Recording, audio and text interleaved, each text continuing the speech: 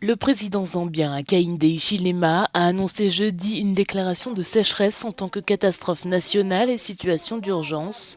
Le pays connaît des conditions de sécheresse dans 84 de ses 116 districts. La saison des pluies, qui s'étend habituellement d'octobre à mars, s'est arrêtée à la fin du mois de janvier cette année.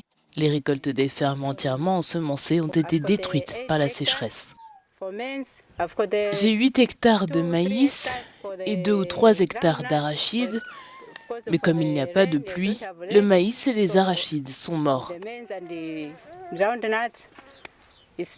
Cette année, le maïs, une culture vivrière de base qui nécessite des pluies régulières, n'a pas pu mûrir et une grande partie des petits exploitants n'ont pas pu récolter leur culture cette année. Ces agriculteurs dépendent de ces cultures pour leur subsistance et s'inquiètent de ne pas avoir de revenus pour subvenir à leurs besoins essentiels.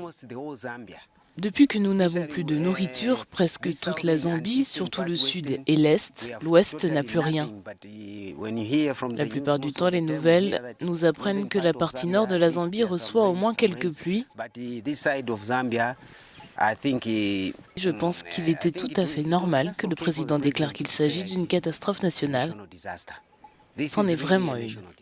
Près de 70% des Zambiens dépendent des petites exploitations agricoles pour leur alimentation de base. Yotam Mkandawire, secrétaire exécutif de l'Association des négociants en céréales de Zambie, a déclaré que le pays était en sécurité alimentaire, probablement jusqu'à la fin de la prochaine récolte.